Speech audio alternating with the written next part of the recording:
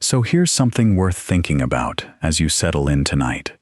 Right now, at this very moment, you are moving, not just in the obvious ways, the rise and fall of your chest, the slow pulse of blood through your veins, but in ways so vast and so fast that they almost defy comprehension. The Earth is spinning on its axis at about 1,000 miles per hour at the equator. That spinning Earth is orbiting the Sun at roughly 67,000 miles per hour. The Sun itself is sweeping around the center of the Milky Way galaxy at nearly 500,000 miles per hour. And the Milky Way is hurtling through space relative to the cosmic microwave background at something like 1.3 million miles per hour. Add all that up, and you're moving at a staggering speed through the cosmos right now, lying perfectly still, maybe with a blanket pulled up, maybe with your eyes already getting heavy. And you feel absolutely none of it. That's worth sitting with for a second. You feel none of it. And if you think about it, that fact, that basic, familiar, unremarkable fact, is actually one of the deepest truths in all of physics. It's the starting point for everything we're going to talk about tonight. The starting point for a theory that would overturn 300 years of settled physics, redefine what space and time actually are, reveal that mass and energy are two faces of the same thing, predict black holes and gravitational waves and the expansion of the universe, all from one simple, almost obvious observation: you can't feel constant motion. That's the theory of relativity, Einstein's theory, and we're going to walk through the whole thing tonight, slowly, gently, from the very beginning. We'll start long before Einstein was born, because this story doesn't begin with him. It begins with questions people had been asking for centuries about the nature of motion, the meaning of speed, and the strange behavior of light. And the answers, when they finally came, turned out to be so strange, so beautiful, so deeply counterintuitive, that they changed not just physics, but our entire understanding of what reality is. If you drift off somewhere along the way, that's completely fine. The universe will keep curving whether you're awake for it or not. Let's go back to the beginning, the real beginning. Italy, early 1600s. Galileo Galilei is doing something radical, not just with his telescope, though that's the part most people remember. The telescope was extraordinary, yes. Galileo pointed it at the night sky and saw things that shattered the old Aristotelian picture of the heavens. Craters on the moon, moons orbiting Jupiter, the phases of Venus. But what matters for our story tonight is something he figured out without looking up at all. Something about motion. Something about what it feels like, or rather, what it doesn't feel like, to move. Here's the thought experiment Galileo described, and I want you to really picture it. You're below deck on a ship, a smooth sailing ship on perfectly calm water, gliding along at a steady speed. You're in a closed cabin, no portholes, no way to see the ocean or the shore, and you drop a ball. Where does it land? It lands straight down, right at your feet. You pour wine from a bottle into a glass. It pours normally. You throw a ball to a friend across the cabin. It arcs just the way it would on solid ground. Butterflies fly around the cabin without clustering at the back wall. Fish swim in a bowl of water, just as they would on land. Everything behaves exactly the way it would if the ship were sitting still in the harbor. You cannot tell the difference. There is no experiment you can do, no observation you can make inside that sealed cabin that will reveal whether you're moving or not. Think about how profound that is. It means smooth, constant motion is invisible from the inside, physically meaningless, unless you compare yourself to something external. You and your friend below deck might be cruising across the Mediterranean at 10 knots, but the laws of physics inside that cabin are identical to the laws of physics on dry land. Motion is relative. There is no experiment that distinguishes truly moving from truly still. This is Galilean relativity, and it's one of the most fundamental observations in the history of science, and you experience it every single day. The last time you were in a car on a smooth highway, no bumps, no turns, just steady cruising. You could sip coffee, read your phone, drop something, and watch it fall straight down. You were doing 70 miles an hour relative to the road, but inside the car, you might as well have been parked. The only times you notice motion are when it changes, when you accelerate, brake, or swerve. Constant motion, invisible, undetectable. That's Galilean relativity, and it's been true since long before Galileo named it. Now, Isaac Newton came along in the second half of the 17th century and built the most magnificent framework physics had ever seen on top of Galileo's foundation. Newton's laws of motion and his law of universal gravitation, published in his masterwork, the Principia, in 1687, described essentially everything: the fall of an apple, the orbit of the moon, the trajectory of a cannonball, the rise of the tides, all of it, unified under a single set of elegant mathematical laws. And critically, Newton's laws obeyed Galileo's principle of relativity. They worked the same way whether you were standing still or moving at a constant velocity. You could do your calculations on a moving train or in a stationary lab and get the same answers. Everything was consistent. Everything made sense. And for about 200 years, that was the world physicists lived in. Newton's mechanics was so successful, so comprehensive, so beautifully predictive, that by the late 1800s, there was a widespread feeling, sometimes a genuine smugness, that physics was essentially complete. The big questions had been answered. The fundamental laws were known. All that remained was to refine the measurements, push the precision to a few more decimal places, polish the furniture in a house that was already built. Lord Kelvin, one of the most distinguished physicists of the era, reportedly said around 1900 that physics was essentially finished, except for two small clouds on the horizon. Just two little puzzles that didn't quite fit the otherwise perfect picture. Those two little clouds turned out to be nuclear bomb-level problems that would blow the entire edifice wide open. One of them led to quantum mechanics, a story for another night. The other led to relativity, and the second cloud, the one we care about tonight, had to do with light. See, in the mid-1800s, something extraordinary happened that changed physics forever.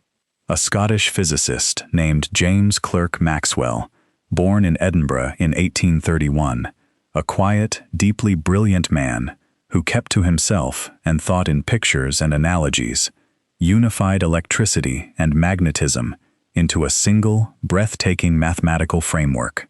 4 equations, Maxwell's equations, that described everything about electric fields, magnetic fields, and how they dance together. These equations are, by almost universal agreement among physicists, the most beautiful equations in all of classical physics. They're compact, they're symmetric, and they contain a staggering amount of information in a tiny, elegant package. And here's what happened when Maxwell worked through the math. Something unexpected fell out. His equations predicted the existence of electromagnetic waves, rippling disturbances in electric and magnetic fields that would propagate through empty space, each field generating the other in a self-sustaining chain reaction of oscillation. And when he calculated how fast these waves would travel, he got a specific number, about 186,000 miles per second, about 300,000 kilometers per second, which happened to be, within the precision of the measurements available, exactly the measured speed of light. That was a thunderbolt moment. Maxwell realized that light itself was an electromagnetic wave, light, electricity, and magnetism, three things that seemed completely different, that had been studied in separate departments and described in separate textbooks, were all aspects of the same underlying phenomenon. It was one of the great unifications in the history of science, right up there with Newton showing that the force that makes an apple fall is the same force that holds the moon in orbit, beautiful, elegant, and deeply satisfying. But it came with a problem, a subtle, deeply uncomfortable problem that most people didn't fully appreciate at first. Maxwell's equations gave you the speed of light, but they gave you just the speed, a naked number, not the speed of light relative to the Earth, or the speed of light relative to the source, or the speed of light relative to whatever's nearby, just the speed, as if it were absolute, as if light always travels at exactly this speed, full stop, regardless of anything else. And that made no sense in the Galilean framework, because in Galilean relativity, velocities add up. If you're on a train going 60 miles per hour and you roll a ball forward at 10 miles per hour, someone standing on the platform sees the ball going 70. Simple addition. So if you're on a spaceship doing half the speed of light and you turn on a flashlight, shouldn't the light be going at 1.5 times the normal speed from the platform's point of view? Galilean relativity says yes. Maxwell's equations seem to say no. The speed of light is what it is, period. These two pillars of physics, Galilean relativity and Maxwell's electromagnetism, were in quiet, fundamental conflict, and almost nobody knew how to fix it. The way most physicists tried to resolve this tension tells you a lot about how science works, and about how sometimes the cleverest explanation is the wrong one. They invented the ether, the luminiferous ether, light-bearing ether. The idea was straightforward enough. Every wave they knew about traveled through some medium. Sound needs air. You can't hear anything in a vacuum. Ocean waves need water. Earthquakes need rock. So if light is a wave, it must be waving through something. That something, they decided, was the ether, an invisible, weightless, perfectly transparent substance filling all of space, permeating every corner of the universe, providing a medium through which light waves propagated. And Maxwell's speed of light was the speed of light relative to this ether, the same way the speed of sound is 767 miles per hour relative to the air. The ether was a comforting idea. It provided a universal, absolute reference frame, a fixed stage on which all physics played out. Problem solved, or so they thought. But if the ether exists, and the Earth is plowing through it as it orbits the Sun at about 18 miles per second, there should be an ether wind blowing past us, and that wind should affect the measured speed of light, depending on which direction you look. Light traveling into the wind should seem slightly slower. Light traveling with the wind slightly faster. The effect would be tiny, but it should be detectable with a sufficiently precise instrument. And this is where one of the most important experiments in the entire history of science enters the story. An experiment designed to detect the ether wind, an experiment that absolutely should have found it, according to everything physics knew at the time, and that found absolutely nothing. The Michelson-Morley experiment. And the story of the man behind it is worth knowing, because Albert Michelson was quite a character. Michelson was born in 1852 in Strelno, a town in what was then Prussia and is now Poland. His family emigrated to the United States when he was 2 years old, settling in mining towns in Nevada and California during the gold rush era. His father ran a dry goods store in Virginia City, Nevada, a rough, booming silver mining town full of prospectors and saloon brawls, about as far from the halls of European science as you could possibly get. But young Albert was brilliant and he managed to secure an appointment to the U.S. Naval Academy through sheer persistence. He traveled to Washington and personally appealed to President Ulysses S. Grant when the appointed slots were full.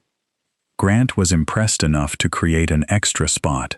At the Naval Academy, Michelson excelled in optics and science, and he became absolutely obsessed with one thing: measuring the speed of light with ever greater precision. Not casually interested, consumed. He devoted decades to it, built increasingly sensitive instruments, and became the world's foremost authority on precision optical measurement. He would eventually become the first American to win a Nobel Prize in physics in 1907. In the 1880s, Michelson teamed up with Edward Morley, a meticulous chemist at what's now Case Western Reserve University in Cleveland, Ohio. Together, they built an instrument of extraordinary sensitivity called an interferometer. The design was elegant. You take a beam of light and split it in two, using a half-silvered mirror. The two beams travel along perpendicular arms, bounce off mirrors at the far ends, and return to recombine. When they recombine, they create an interference pattern, bright and dark fringes, exquisitely sensitive to any difference in travel time between the two beams. The idea was that if the Earth is moving through the ether, one arm would be aligned with that motion and the other perpendicular. The beam traveling along the direction of the ether wind should take a slightly different time than the crosswind beam. That tiny difference would shift the interference fringes by a calculable amount. They floated the entire apparatus on a massive stone slab resting on a pool of liquid mercury so it could be rotated smoothly without vibrations. They set it up in a basement in Cleveland in 1887, and they found nothing. No shift, no fringe displacement, no ether wind. They rotated the interferometer. Nothing. They tried different times of day. Nothing. Different seasons. Because the Earth's direction through space changes as it orbits the sun. Nothing. The speed of light was the same in every direction. Always, no matter what. This was one of the most important null results in the history of science. They went looking for something that absolutely had to be there, according to the best physics of the day, and it wasn't. Michelson was genuinely disappointed. He considered it a failure, because he'd set out to measure the ether wind and measured nothing. He didn't realize, not then, that measuring nothing was itself the revolutionary result. Now, physicists don't surrender a comfortable theory without a fight. Two very smart people, Hendrik Lorentz in the Netherlands and George Fitzgerald in Ireland, working independently, came up with an explanation that was mathematically precise but physically odd. They proposed that objects moving through the ether physically contract in the direction of their motion. They literally get shorter. And the amount of contraction just happens to be exactly the right amount to cancel out the expected time difference in the Michelson-Morley experiment. Lorentz worked out a complete set of transformation equations, the Lorentz transformations, describing how lengths and times change for objects moving through the ether. The equations worked perfectly. They gave the right predictions. But here's the thing that makes their explanation unsatisfying, even though the mathematics was correct. In their picture, the contraction was a real physical squeezing caused by motion through the ether.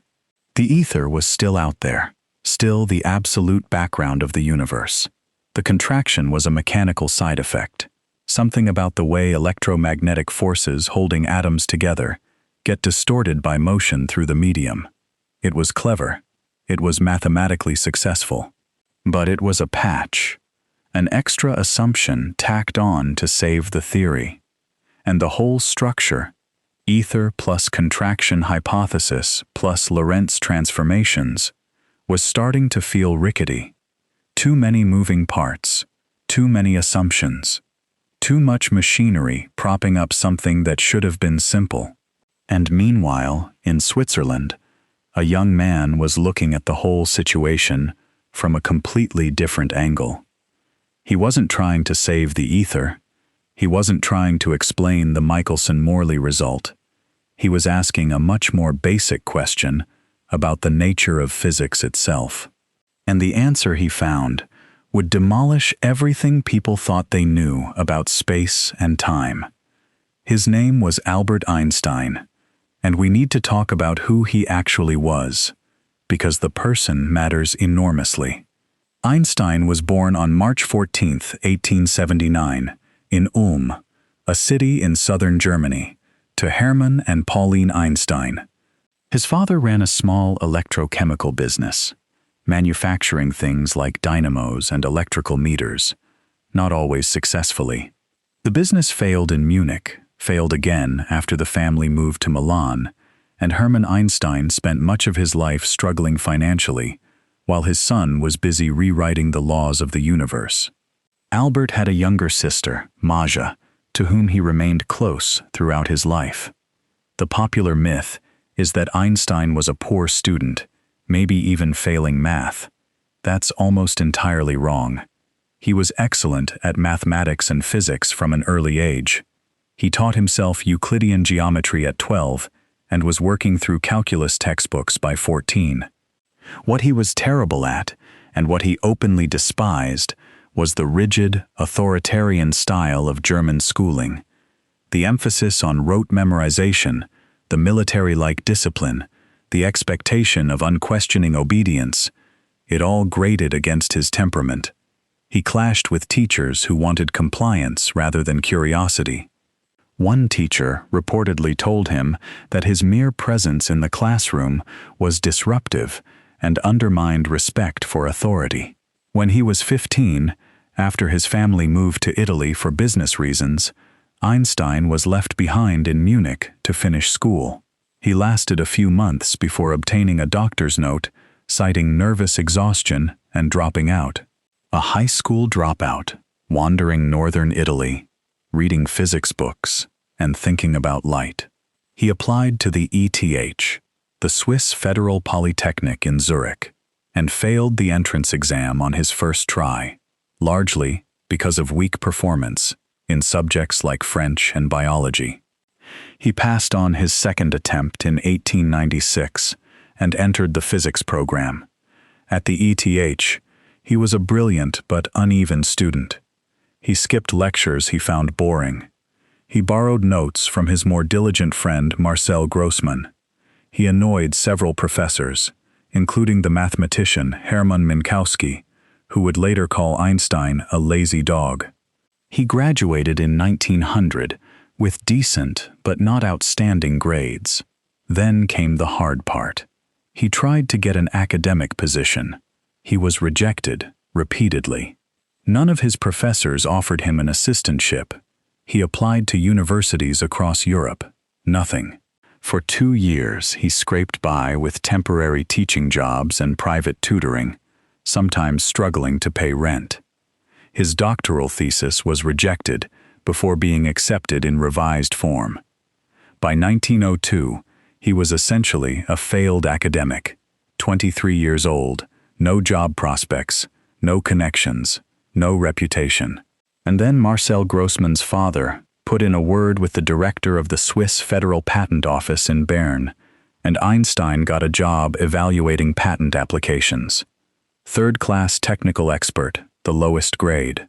It wasn't glamorous, but it was stable, it paid the bills, and, crucially, it left enough mental energy for the physics that actually mattered to him. Many of the patents he reviewed involved electromagnetic devices and the synchronization of clocks, which turned out to be remarkably good practice for thinking about the deep puzzles of light and time. The key breakthrough came not from a laboratory or a complicated derivation, but from a conversation. Einstein had been wrestling with the relationship between Maxwell's electromagnetism and the principle of relativity for years. He later said that a conversation with his friend Michele Besso, another patent office employee and amateur physicist, was crucial. He went to Besso, talked the problem through for hours, and the next day the fog cleared. The insight was deceptively simple. What if the speed of light really is the same for everyone? What if you just accept that as a basic law of nature, the way you accept that mechanics works the same in all inertial frames, and follow the logic wherever it leads? In June 1905, Einstein published a paper titled On the Electrodynamics of Moving Bodies. He was 26. He had no laboratory, no research team, no academic position. The paper was remarkable, partly for what it didn't contain. Almost no references to other work, no footnotes, as if Einstein were building entirely from first principles. And the paper starts with two clean postulates. The first postulate: the laws of physics are the same in all inertial reference frames.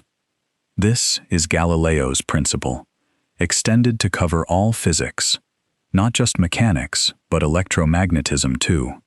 No experiment performed inside an inertial frame can reveal whether that frame is moving or stationary. The second postulate, the speed of light in a vacuum, is the same for all observers, regardless of the motion of the source or the observer.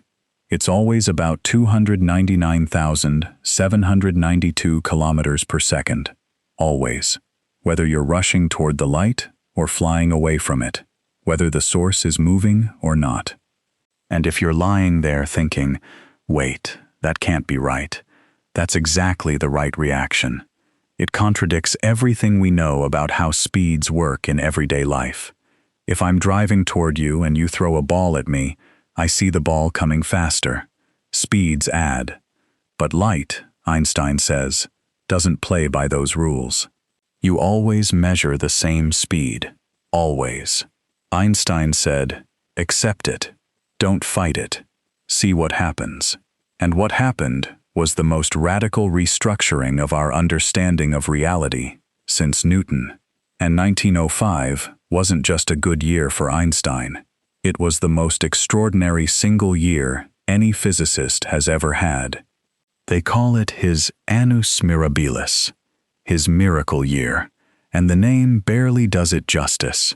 In that 1 year, working at the patent office, scribbling on notepads during his lunch break and in the evenings after his infant son Hans Albert had gone to sleep, Einstein published 4 papers that would each have been a career-making achievement on its own.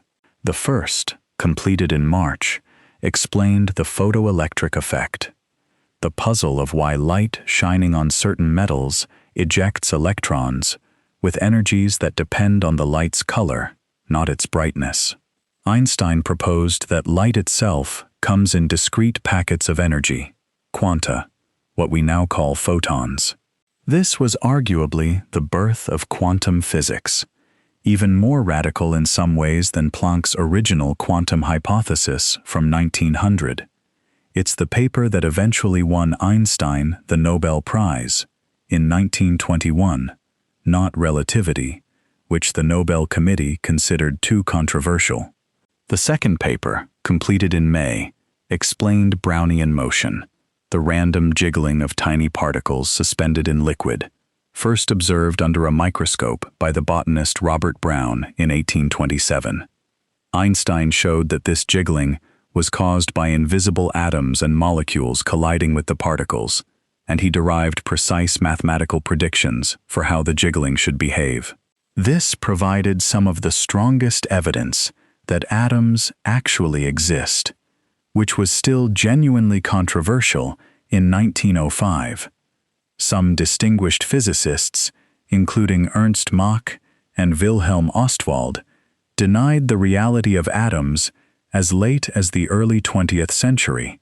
Einstein's paper, confirmed experimentally by Jean Perrin in 1908, essentially settled the question. The third paper was On the Electrodynamics of Moving Bodies, Special Relativity. We've been talking about this one. It redefined space and time.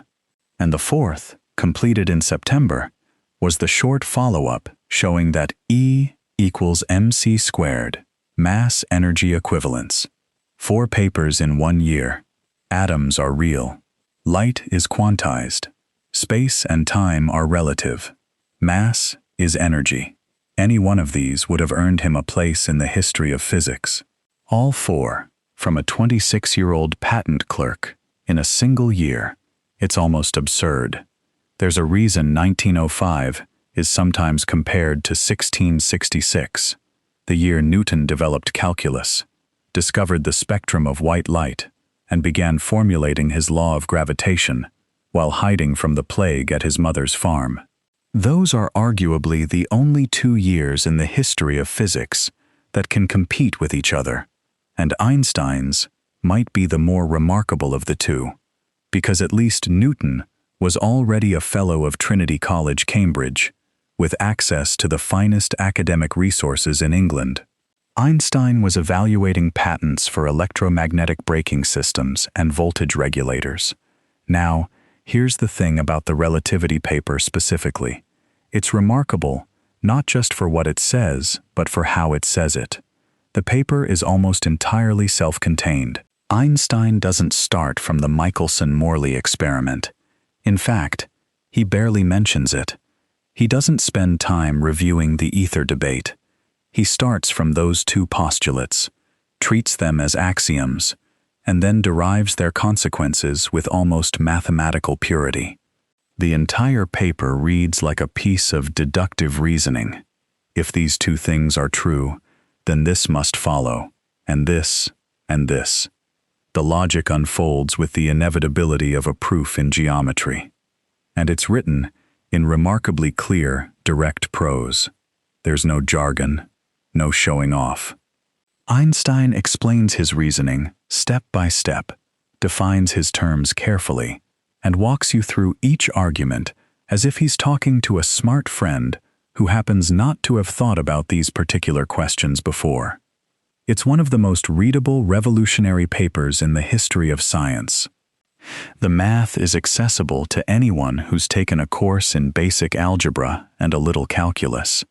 The physics is profound. The first casualty is something so fundamental to your experience that it feels absurd to question it. It's the idea that now means the same thing for everyone.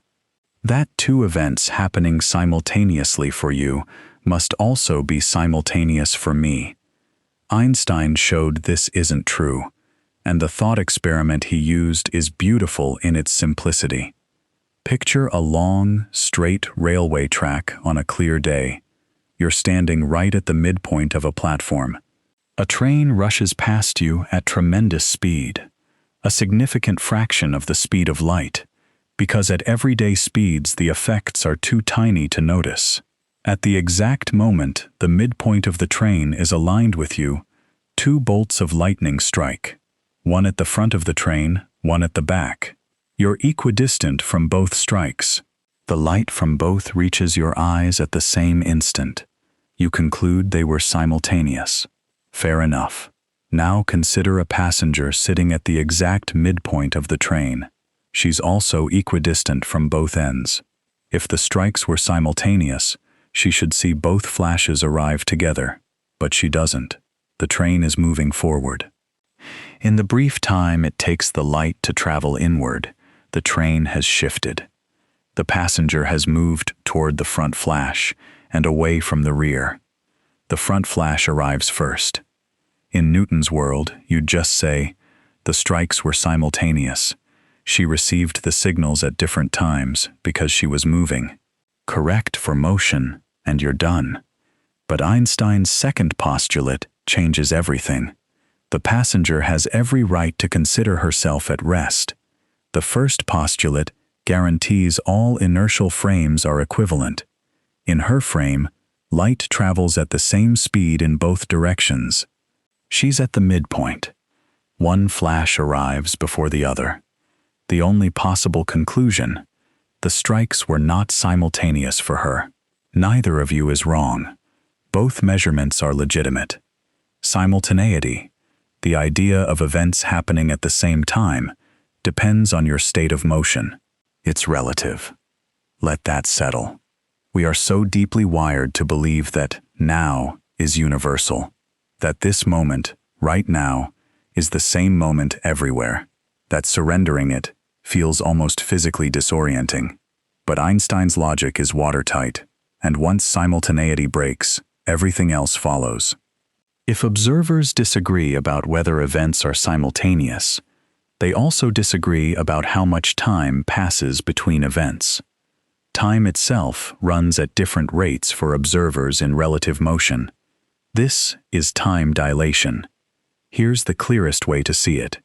Imagine the simplest possible clock. Two mirrors, one above the other, with a pulse of light bouncing between them. Each round trip is one tick. This light clock is on the train, oriented vertically. The passenger watches the light go straight up, bounce off the top mirror, come straight down. Regular, steady ticks. But you, watching from the platform, see something different. The train is moving sideways, so the light doesn't just go up and down. It traces a diagonal zigzag, up and to the right, bounce, down and to the right. A diagonal path is longer than a vertical one. The light covers more distance each tick. And here's the key. The speed of light is the same for you as for the passenger. Same speed, longer path, more time per tick. The moving clock runs slow, not because it's broken, not because some mechanical force is interfering with the mirrors. Time itself passes more slowly for the moving observer, as measured from the platform. And it's not just the light clock. If the passenger's wristwatch ticked normally, while her light clock ran slow, she could compare them and detect her absolute velocity, violating the first postulate. So everything slows down together. Her watch, her heartbeat, her thoughts, the chemical reactions in her body, the decay of radioactive atoms in her pocket. Time dilates. The amount is given by the Lorentz factor gamma, which depends on speed as a fraction of light speed. At everyday speeds, gamma is negligibly close to 1. At 90% of light speed, time passes at less than half the normal rate. At 99%, about 1/7. At light speed, time stops entirely. One of the reasons nothing with mass can ever reach light speed. Now, you might think this is pure abstraction, a mathematical curiosity with no connection to the real world. But time dilation has been directly measured multiple times with real instruments. In 1971, Joseph Hafele and Richard Keating loaded cesium atomic clocks onto commercial airplanes, regular scheduled flights, and sent them around the world, eastbound and westbound. Matching clocks stayed on the ground at the U.S. Naval Observatory. When the flying clocks came home, they compared notes. The clocks disagreed. By nanoseconds, but by exactly the amounts Einstein's equations predicted. Eastbound clocks, moving faster relative to Earth's center because they traveled with the planet's rotation, lost time. Westbound clocks gained time.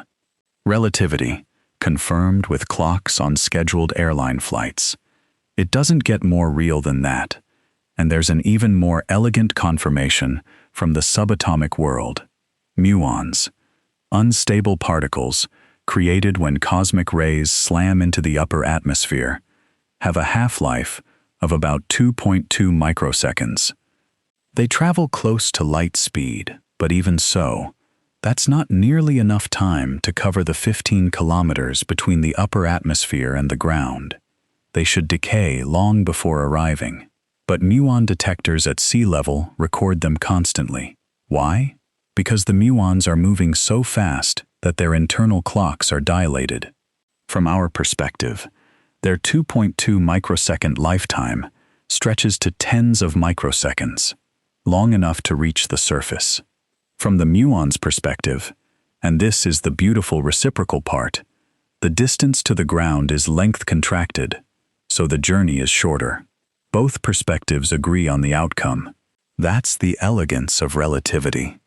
The measurements differ, but the physics is consistent. Time dilation has a profound implication for human beings.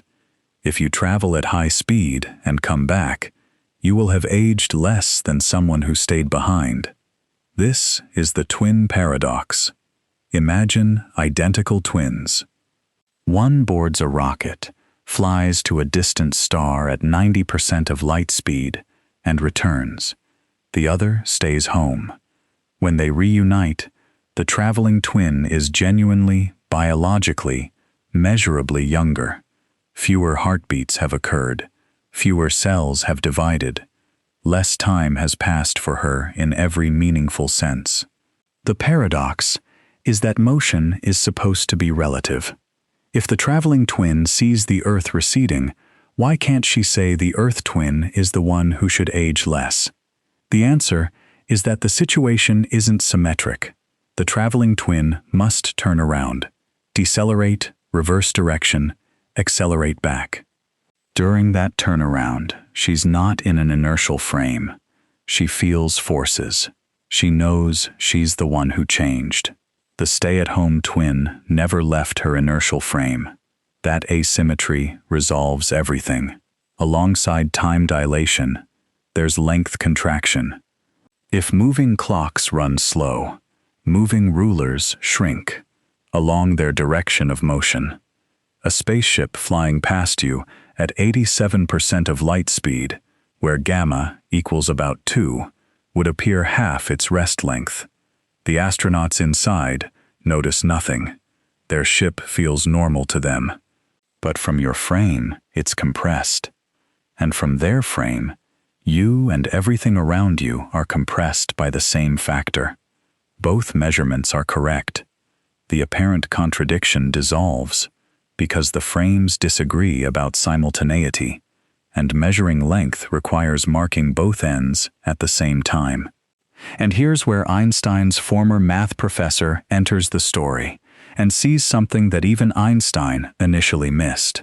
Hermann Minkowski, the man who called Einstein a lazy dog, gave a lecture in 1908 that opened with one of the most dramatic declarations in the history of physics. He said that henceforth, space by itself and time by itself are doomed to fade into mere shadows, and only a kind of union of the two will preserve an independent reality. What Minkowski saw was that time dilation and length contraction aren't two separate phenomena. They're two projections of the same underlying four-dimensional structure, spacetime. Just as a three-dimensional object casts different two-dimensional shadows depending on the angle of the light, spacetime projects different measurements of space and time depending on the observer's motion. There's an invariant quantity, the spacetime interval, that all observers agree on, computed with a formula like the Pythagorean theorem, but with a crucial minus sign where time appears. That minus sign is what makes time fundamentally different from space, while binding them together. Einstein initially dismissed Minkowski's framework as superfluous learnedness. Within a few years, he would desperately need it. But first, one more gift from special relativity. In September 1905, Einstein published a short follow-up paper, barely 3 pages. In it, he showed that mass and energy are equivalent. Not related, equivalent. Two manifestations of the same underlying stuff. E equals mc squared. Energy equals mass times the speed of light squared. Because c squared is enormous, even tiny amounts of mass contain staggering amounts of energy. 1 kilogram, fully converted, yields the energy of a large power plant running for 3 years. The atomic bombs that ended World War II converted less than a gram of matter, less than a paperclip's weight, into the energy that leveled cities. But E equals mc squared isn't just about destruction. It's why the sun shines. In the solar core, hydrogen fuses into helium. The helium has slightly less mass, about 0.7% less, and that missing mass becomes the sunlight warming your face. The sun loses 4 million tons of mass every second through this process. 4 million tons, every second, for 4.6 billion years, with enough fuel for 5 billion more. That's how much energy is locked inside ordinary matter. E equals mc squared also means energy has mass.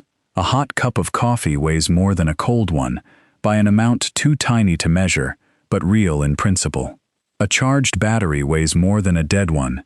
A compressed spring weighs more than a relaxed one. Mass and energy are interchangeable, and the exchange rate is c squared. And here's a detail that deserves attention, because it connects the abstract physics to something very concrete. Time dilation isn't just confirmed by exotic particle experiments and airplanes with atomic clocks. It has been measured between two clocks, separated by as little as a foot of height difference. In 2010, physicists at the National Institute of Standards and Technology, NIST, in Boulder, Colorado, used aluminum-ion clocks of extraordinary precision to measure the gravitational time dilation between two clocks separated by a height difference of about 30 centimeters, 1 foot. The lower clock, slightly deeper in Earth's gravitational field, ticked measurably slower than the higher one. Exactly as Einstein predicted, they could detect the difference in the passage of time over about a foot of elevation. That's how precise our clocks have become, and how real these effects are. Think about that the next time you climb a flight of stairs. You are literally, physically moving into a region where time passes faster.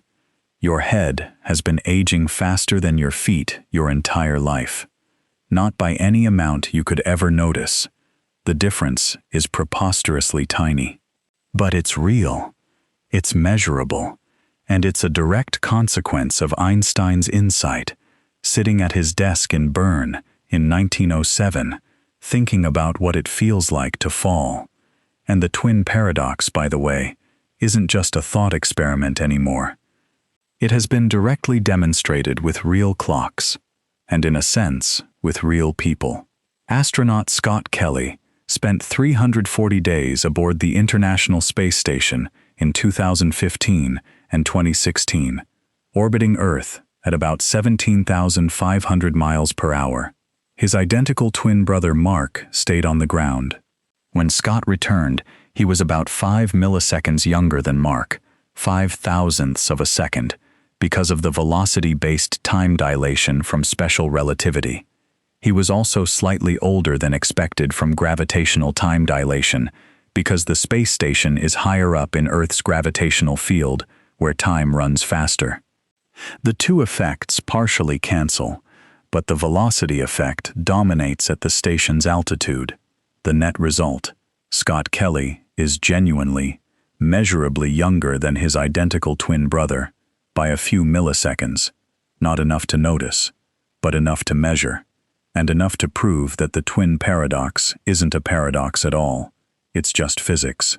So by the end of 1905, special relativity had given the world a new understanding of space, time, simultaneity, and the relationship between mass and energy. It was revolutionary. It was beautiful. And Einstein knew, almost immediately, that it was incomplete. Special relativity handles constant velocity motion beautifully. But what about acceleration? What about gravity? The most universal, most inescapable accelerating force in the universe. Newton's theory of gravity described it as an instantaneous force reaching across empty space. The sun pulls the Earth, and this pull acts immediately, across 93 million miles, with zero delay. But Einstein had just shown that nothing, no signal, no influence, no information, can travel faster than light. Newtonian gravity, with its instantaneous action at a distance, was fundamentally incompatible with relativity. Something had to give. Einstein felt this tension as early as 1907, just 2 years after publishing Special Relativity. And in that year, sitting at his desk in the patent office in Bern, he had what he later described as the happiest thought of his life. It came from thinking about what happens when a person falls. Imagine you're standing on a rooftop and you step off the edge. Don't worry, we're in Einstein's imagination, the safest possible laboratory. During the fall, before you hit the ground, what do you actually feel? And the answer is nothing. You feel weightless. If you had a ball in your hand and released it, it wouldn't fall away from you. It would float beside you, falling at exactly the same rate. If you had a scale under your feet, it would read 0. For those seconds of free fall, gravity has vanished from your experience. You cannot distinguish your situation from floating in deep space, far from any massive object, with no gravity at all. That was Einstein's key realization, not the falling part, the realization of what it meant. If a freely falling person can't tell the difference between falling in a gravitational field and floating in zero gravity, then gravity isn't quite what Newton thought. It's not just a force pulling objects toward each other. It's something deeper, something more intimately bound up with the nature of motion and space and time. Einstein formalized this into what he called the equivalence principle, and it's one of those ideas that sounds almost too simple to be powerful. But from it, extraordinary consequences follow. Here's the setup. You're in a closed room, no windows, no way to see outside. You feel your feet pressing against the floor. There are two possible explanations. 1. The room is sitting on the surface of the Earth, and gravity is pulling you down. 2. The room is actually out in deep space, far from any planet or star, but it's accelerating upward. A rocket engine on the bottom is pushing the floor into your feet at 9.8 meters per second squared. Einstein's claim is that no experiment you can perform inside that room will tell you which situation you're in. They're physically indistinguishable. Gravity pulling you down and acceleration pushing the floor up are, locally, the same thing. Think about what that implies. If acceleration and gravity are equivalent, then anything acceleration does, gravity must also do. And from this one insight, Einstein extracted predictions that went far beyond anything Newton had imagined. Consider a beam of light crossing your accelerating room horizontally. The room is accelerating upward, so by the time the light reaches the far wall, the room has moved up slightly. From your perspective inside, the light's path curves downward, and if gravity and acceleration are equivalent, then gravity must also bend light. A beam of light passing near a massive object should follow a curved path. Newton's theory predicted a tiny bending of light too, if you treated light as particles with an effective mass. But Einstein's equivalence principle predicted exactly twice the Newtonian value. Twice. That factor of 2 would become one of the most famous numbers in science. Einstein also realized that clocks in an accelerating room don't all tick at the same rate. The clock on the floor, closer to the direction of acceleration, ticks slightly slower than the clock on the ceiling. And if acceleration and gravity are equivalent, then clocks deep in a gravitational field tick slower than clocks higher up. This is gravitational time dilation, distinct from the velocity-based dilation of special relativity. Right now, your feet are aging slightly slower than your head, because your feet are closer to Earth's center, deeper in the gravitational field. The difference over a human lifetime is about 90 billionths of a second, negligible for daily life, but measurable with modern atomic clocks, and essential for the GPS system that navigates your car. So by around 1911, Einstein had the equivalence principle and its remarkable predictions. But he didn't have a full theory. He didn't have the equations that would tell you exactly how spacetime curves in the presence of mass and energy. And finding those equations was, by Einstein's own account, the most grueling intellectual struggle of his life. He once said that compared to general relativity, Special relativity had been child's play. The problem was mathematical. Einstein knew, thanks to Minkowski's geometric framework, which he'd initially dismissed but had come to appreciate, that gravity had to be described as geometry, not a force pulling through flat space, but a curvature of space-time itself.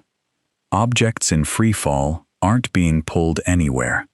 They're following the straightest possible paths through curved space-time. The moon doesn't orbit the Earth because a force tugs it sideways.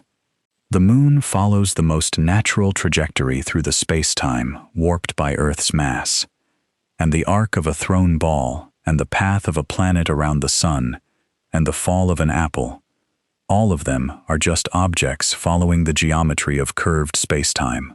But describing curved space-time mathematically requires a branch of mathematics called differential geometry. Specifically, the geometry of curved spaces developed in the 19th century by Bernhard Riemann, a German mathematician who died young but left behind one of the deepest and most powerful mathematical frameworks ever created. And in 1912, Einstein didn't know Riemannian geometry. He was a physicist, brilliant and intuitive, but this was advanced pure mathematics, tensor calculus, the Riemann curvature tensor, the metric tensor that encodes the geometry of spacetime at every point. So he turned to his old friend Marcel Grossmann, the same Grossmann who had lent him lecture notes at the ETH, the same Grossmann whose father had helped Einstein get his patent office job.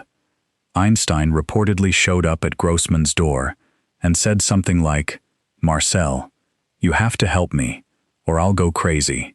And Grossmann, a mathematician by training, dove in. He introduced Einstein to the tools he needed: tensors, covariant derivatives, Christoffel symbols, all the machinery of curved space mathematics. Together, Einstein and Grossmann published a preliminary theory in 1913 called the Entwurf theory. Entwurf, meaning draft in German. It was close. It wasn't right. The equations weren't fully general. They changed form depending on which coordinate system you used, which violated the whole spirit of general relativity, which was supposed to say that the laws of physics look the same for everyone, not just for observers in inertial frames. Einstein spent 2 agonizing years convinced that these flawed equations were the best he could do, misled by a subtle error in his own reasoning that he called the whole argument. And all the while, the clock was ticking. Other physicists were sniffing around the same problem, and the most dangerous competitor was about to enter the race.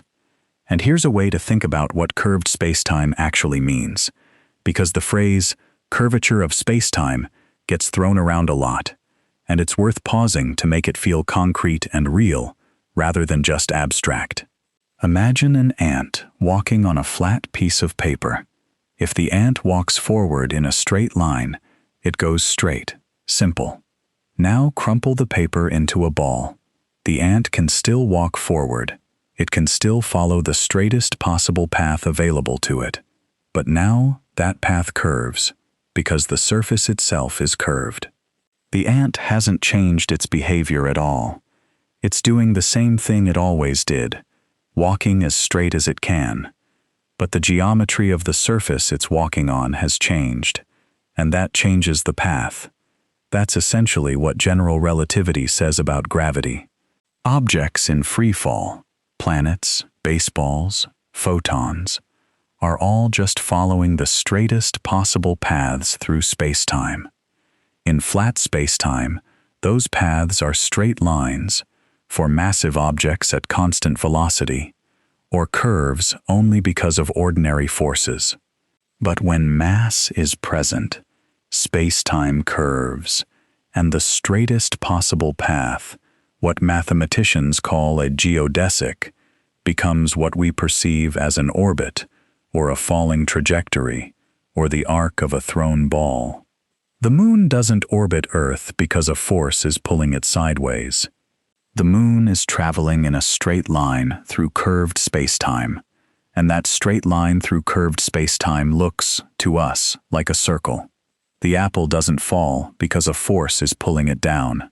The apple is following the geodesic of curved spacetime near the Earth's surface, and that geodesic leads from the branch toward the ground. Gravity, in Einstein's picture, isn't a force at all. It's geometry. This is why Einstein's theory explains something that Newton's never could, why gravity affects all objects equally, regardless of their mass or composition.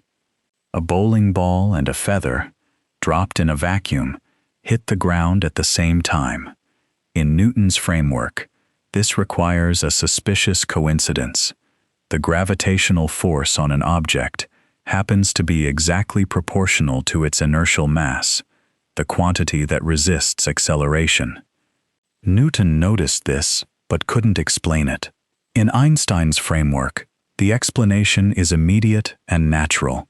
All objects follow the same geodesics through curved spacetime. Mass doesn't enter the equation of motion at all. The path depends only on the geometry, not on the traveler. A feather and a bowling ball follow the same curved spacetime path for the same reason two cars follow the same road. The road doesn't care what's driving on it.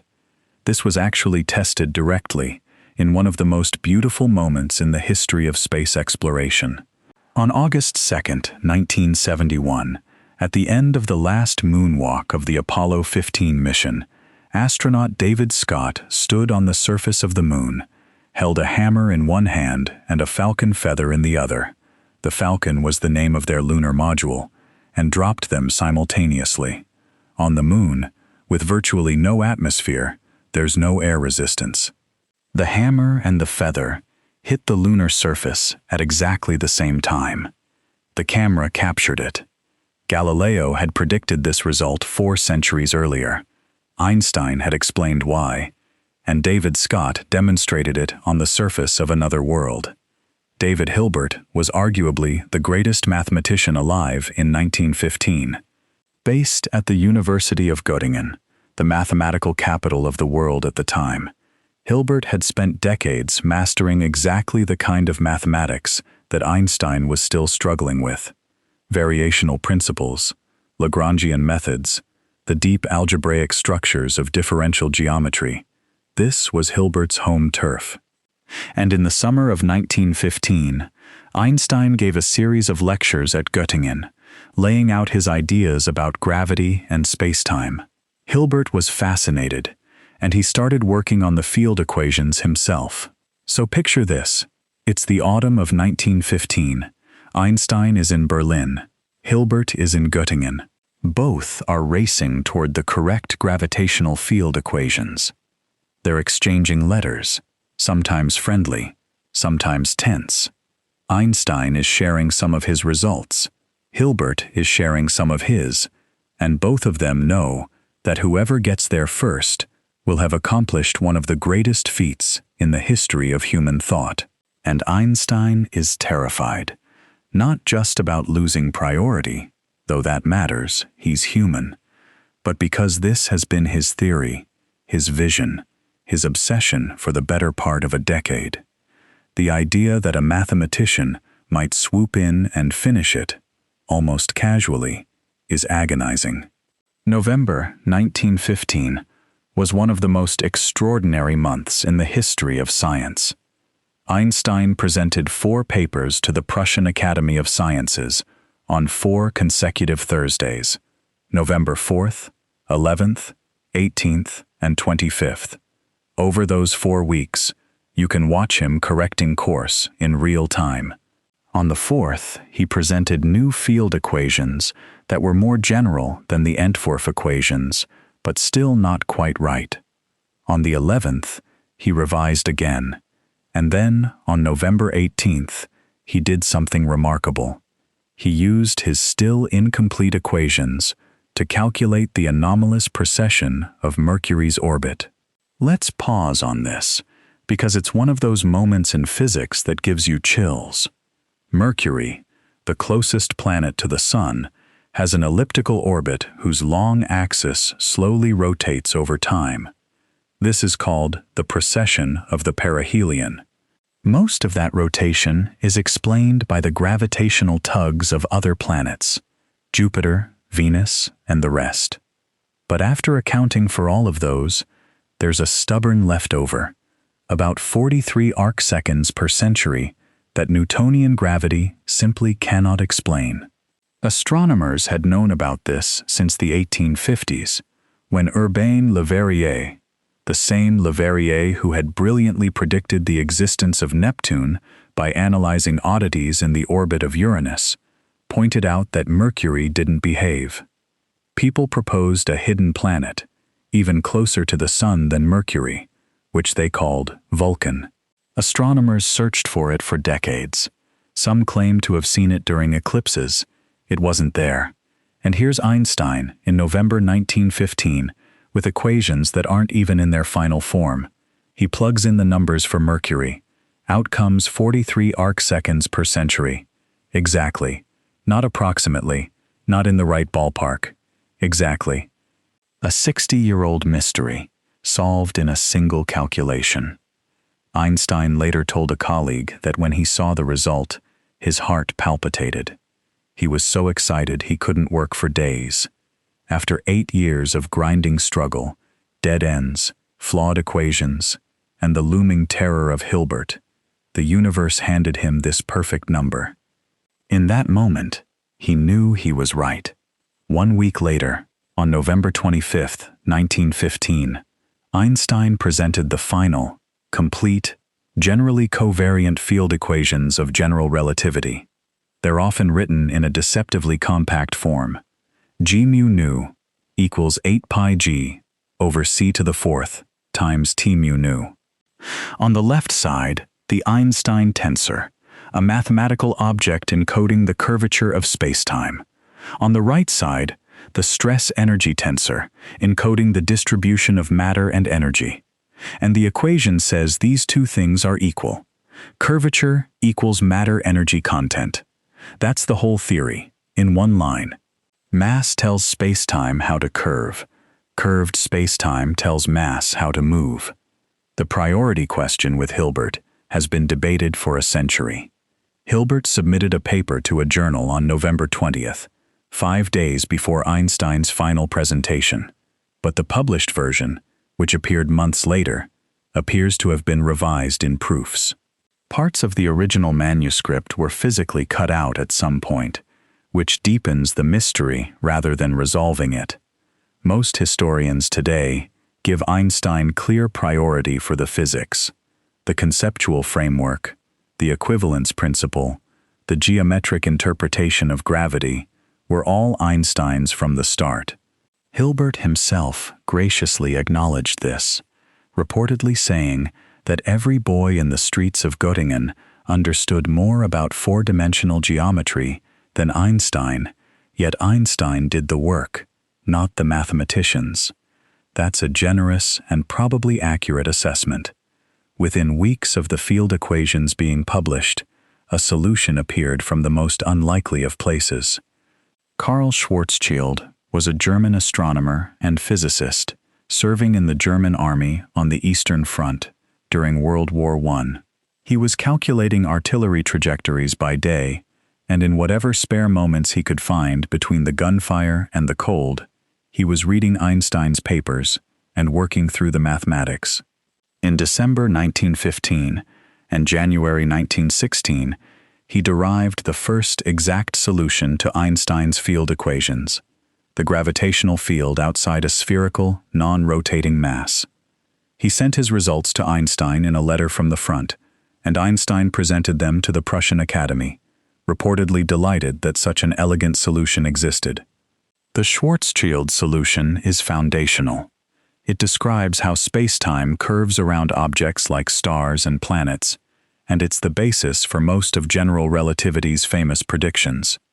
But it also contains something troubling, a radius, dependent on the mass of the object, where certain mathematical quantities seem to blow up to infinity. For an object like our Sun, this critical distance, now called the Schwarzschild radius, is about 3 kilometers. Since the Sun's actual radius is nearly 700,000 kilometers, the Schwarzschild radius is buried deep inside and doesn't affect the external solution. But the question nagged: what if an object could be compressed smaller than its Schwarzschild radius? What would happen then? Schwarzschild himself never got to explore that question. He contracted a rare autoimmune disease called pemphigus at the front, was sent home, and died in May 1916 at the age of 42. He had made one of the most important contributions to general relativity from a battlefield and was dead within months. Einstein delivered his eulogy at the Prussian Academy. But before diving into what lies beyond the Schwarzschild radius, and that's a story that deserves serious attention, the theory needed to be tested. Not just retrospectively, with Mercury, but with a prediction, something general relativity said should happen that hadn't been observed yet.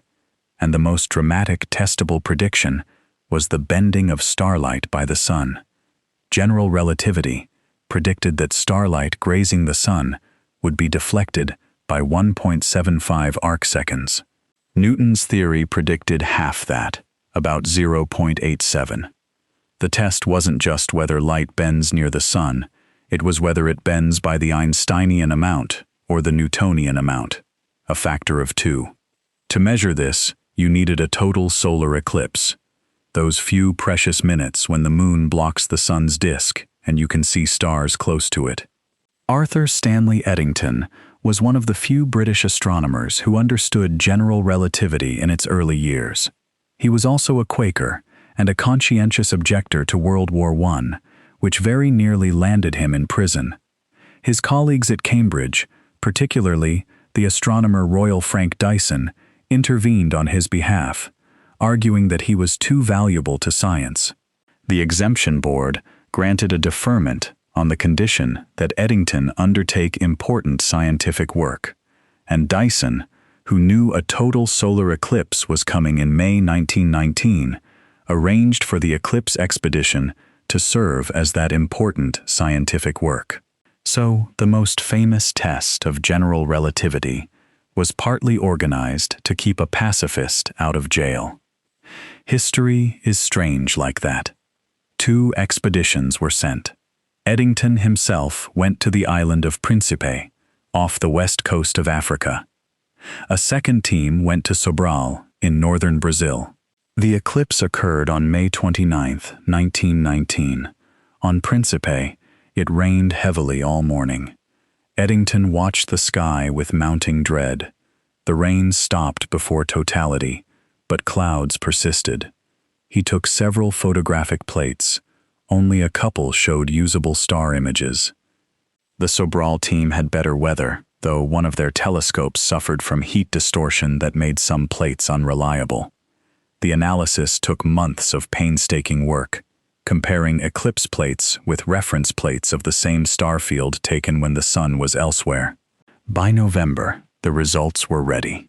On November 6, 1919, a joint meeting of the Royal Society and the Royal Astronomical Society convened in London.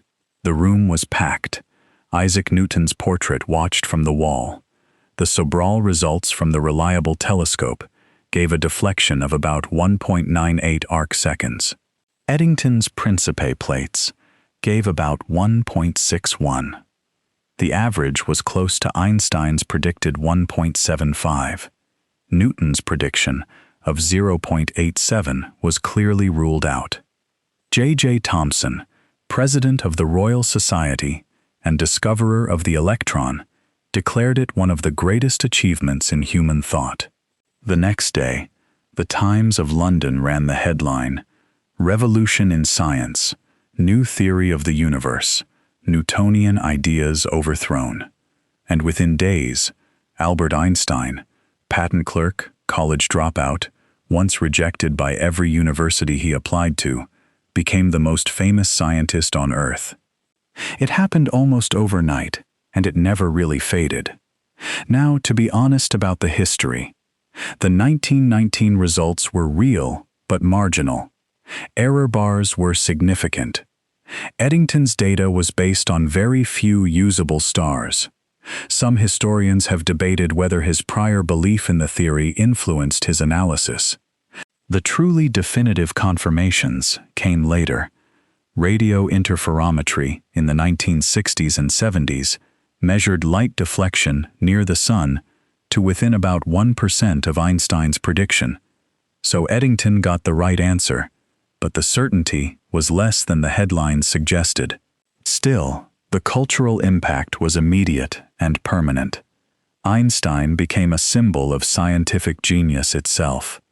And here's a detail about the race between Einstein and Hilbert that illuminates something important about the difference between physics and mathematics, and about why Einstein's achievement is so singular. Hilbert was, by any measure, a far more technically accomplished mathematician than Einstein. He could manipulate tensors and variational principles with an ease that Einstein never matched. But Hilbert approached the problem of gravity from the top down. He started with mathematical elegance and tried to derive the physics. Einstein approached it from the bottom up. He started with physical intuition, with thought experiments, with the equivalence principle, and then fought to find the mathematics that would express his physical ideas. And that difference matters. The physical picture, the idea that gravity is geometry, that free fall is the natural state, that space-time tells matter how to move and matter tells space-time how to curve, that was entirely Einstein's. The mathematics was available to anyone. The vision was his alone. And this is why, even though the priority question about who first wrote down the correct field equations has never been fully resolved, there has never been any serious debate about whose theory general relativity is. It is Einstein's theory because the physical insight, the conceptual revolution, came from Einstein. Hilbert derived the same equations using different methods, possibly even a few days earlier. But he was expressing Einstein's vision in Einstein's framework. There's a broader lesson here about how science works. The hardest part of physics isn't usually the mathematics. The hardest part is knowing which mathematics to use, what physical picture to have in mind, what questions to ask. Einstein's genius was not computational. He wasn't the fastest calculator in the room, and he often made mathematical errors that had to be corrected by others. His genius was physical intuition of an almost uncanny depth. He could see, with his mind's eye, what the universe was doing, and then he would fight, sometimes for years, to find the mathematical language to describe what he'd seen. That's a different kind of brilliance from Hilbert's, but it's the kind that makes revolutions. And the field equations themselves are worth lingering on for a moment, because their structure tells you something beautiful about how the universe is put together.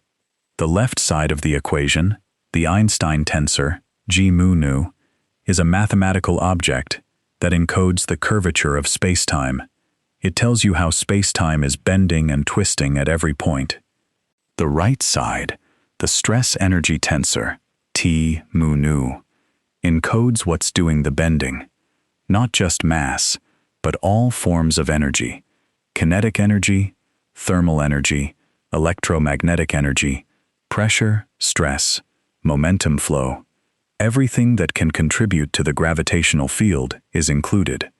And the equation says these two things are proportional. The curvature at any point is determined by the matter and energy at that point. But here's what makes it fiendishly complicated.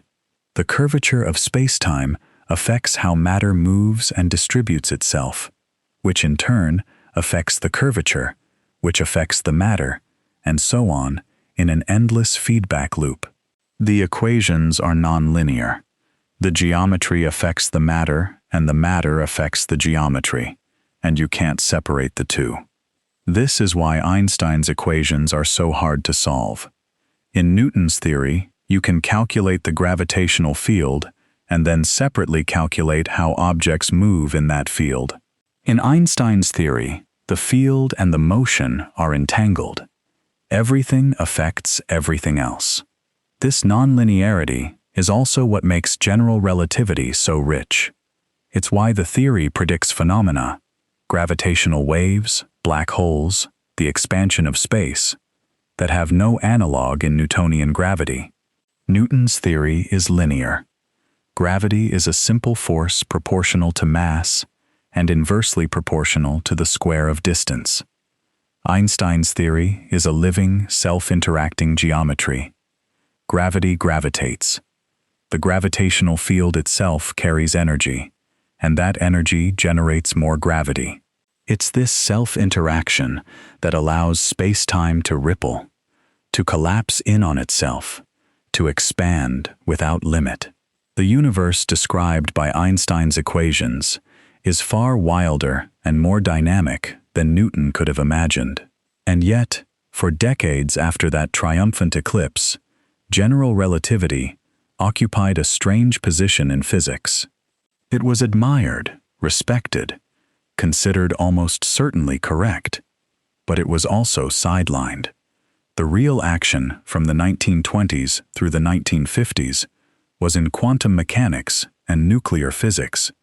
That's where the exciting discoveries happened, where the funding flowed, where the brilliant young minds were drawn. General relativity was seen as a beautiful but sterile theory, mathematically forbidding, incredibly hard to test, and seemingly disconnected from the rest of physics. Some physicists half-jokingly called it a backwater. Relatively few people worked on it seriously. But even during this quiet period, seeds were being planted that would eventually transform our understanding of the universe. And the first of those seeds had been planted by Einstein himself in 1917, just 2 years after completing the theory, when he tried to apply his field equations not to a star or a planet, but to the universe as a whole. What he found disturbed him. The equations told him the universe couldn't be static. It had to be either expanding or contracting. There was no stable, unchanging solution. And Einstein, like virtually every scientist and philosopher of his era, believed the universe was eternal and unchanging, a fixed backdrop against which the drama of stars and galaxies played out. The idea of a universe that was born, that evolves, that might someday end, that seemed almost religiously presumptuous, not scientifically serious. So Einstein did something he would later deeply regret. He added a term to his field equations, a constant, which he called the cosmological constant, represented by the Greek letter lambda. Its purpose was purely to balance gravity on cosmic scales, to allow for a static, eternal universe. It was a fudge factor, elegant in form, but motivated entirely by Einstein's philosophical prejudice, rather than by observation. He later called it his greatest blunder. But the universe, it turns out, doesn't care about philosophers' preferences. In 1922, a Russian mathematician and meteorologist named Alexander Friedmann took Einstein's original equations without the cosmological constant and showed that they naturally described a universe that changes over time, expanding, contracting, or oscillating, depending on how much matter the universe contains. Friedmann's solutions were mathematically rigorous.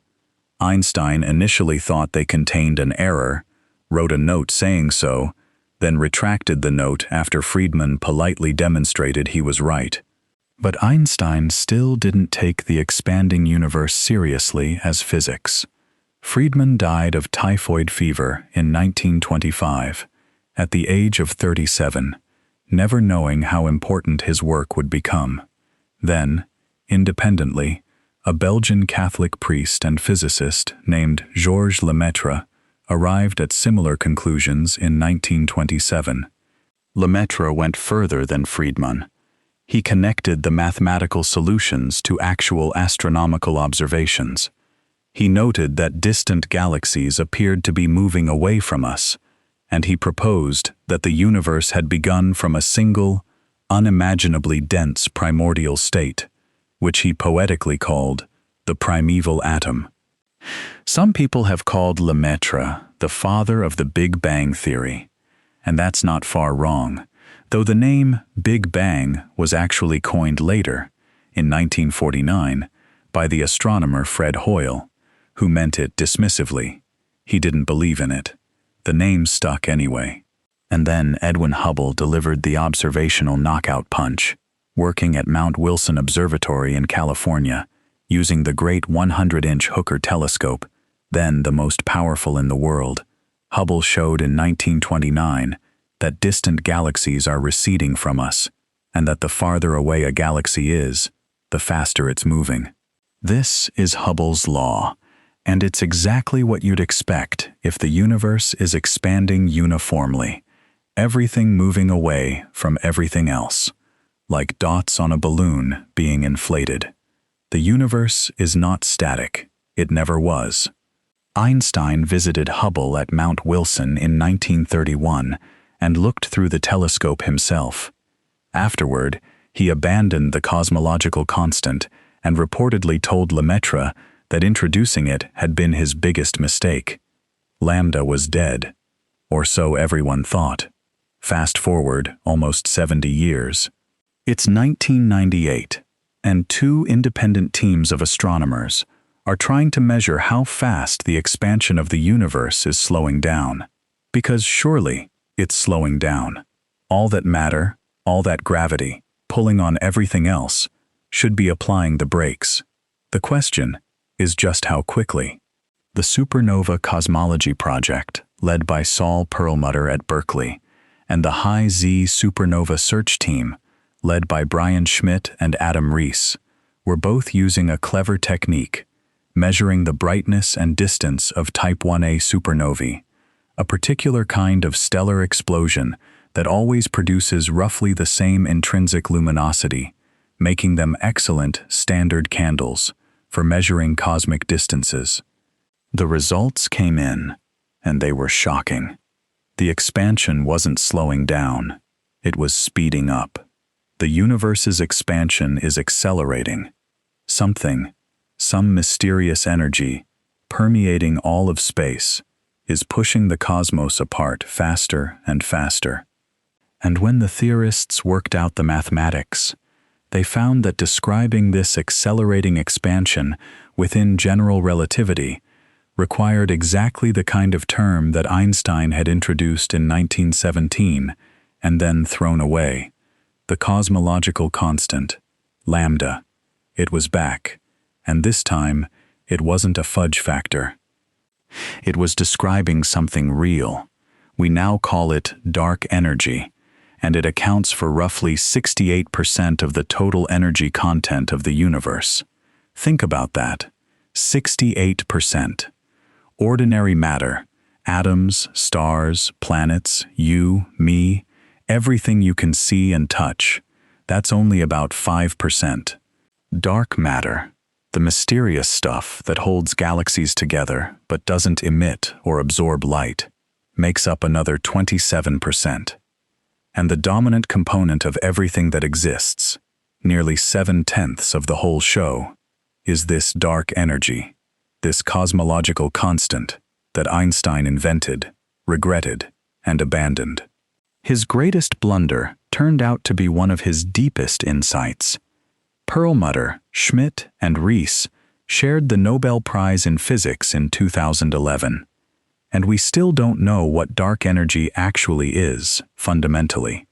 We can measure it, we can describe it mathematically, but its nature, whether it's truly a constant property of space itself, or something dynamic that changes over time, remains one of the biggest open questions in all of physics. Now, let's circle back to something we flagged earlier, because we promised we'd return to it, and it's one of the strangest chapters in the entire history of physics. What happens when matter is compressed below its Schwarzschild radius? What lies beyond that troubling point in Schwarzschild's solution? This is the story of black holes. For a long time, decades, most physicists, Einstein among them, refused to believe that any real object could ever be compressed to such an extreme. Nature, they assumed, would find some mechanism to prevent it. Stars have internal pressure from nuclear reactions that pushes outward against gravity. Even dying stars have quantum mechanical pressure, electron degeneracy pressure in white dwarfs, neutron degeneracy pressure in neutron stars, that can halt collapse at extremely dense but finite states. But in 1930, a remarkable young man showed that these defenses have limits. Subrahmanyan Chandrasekhar, Chandra, as he'd later be known, was 19 years old, freshly graduated from Presidency College in Madras, India, and on a steamship to England to begin graduate work at Cambridge. During the long voyage, he combined the newly developed quantum mechanics with special relativity and calculated what happens to a white dwarf star above a certain mass. His conclusion was startling. Above about 1.4 times the mass of the Sun, electron degeneracy pressure simply cannot support the star.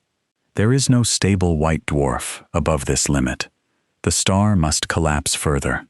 This result, now called the Chandrasekhar limit, is correct and enormously important. It earned Chandrasekhar the Nobel Prize in Physics in 1983. But when he presented it at a meeting of the Royal Astronomical Society in January 1935, the great Arthur Eddington, the same Eddington who had confirmed Einstein's light-bending prediction, publicly ridiculed him. Eddington stood up after Chandra's talk and declared the result absurd. He refused to accept that a star could collapse without limit. He suggested that nature must have some unknown law preventing it. The confrontation was devastating for the young Chandrasekhar, who was humiliated in front of the entire British astronomical establishment by the most famous astronomer in the world. Chandra later said the experience changed the course of his life. He eventually moved to the University of Chicago, partly to escape the hostile intellectual climate in England. Eddington, on this question, was simply and completely wrong. In 1939, J. Robert Oppenheimer, who within a few years would lead the Manhattan Project, along with his graduate student Hartland Snyder, published a paper showing that a sufficiently massive star, once it exhausts its nuclear fuel, can collapse all the way.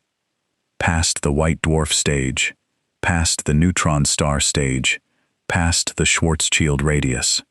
The collapse continues without limit, and the star effectively disappears from the observable universe, leaving behind a region of spacetime so severely warped that nothing, not light, not matter, not information, can escape.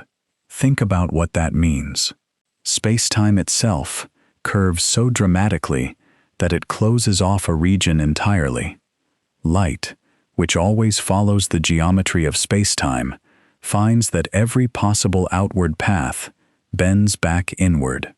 There is literally no direction you can point that leads out. The geometry has become a one-way door. The term black hole didn't come into common use until 1967, when the American physicist John Wheeler popularized it at a conference. Before that, these objects went by various clunky names: frozen stars, collapsed stars, gravitationally completely collapsed objects. Wheeler had a gift for vivid language. He also coined the phrase, "black holes have no hair," meaning that a black hole is completely described by just three properties: its mass, its charge, and its spin. Everything else about what fell in is lost, or seems to be. The theoretical understanding deepened through the 1960s. Roger Penrose, a quiet, meticulous English mathematician, proved in 1965 that once gravitational collapse passes a certain point, a singularity is inevitable, regardless of whether the collapse is perfectly spherical or lumpy and asymmetric. real, messy collapses, still produce singularities.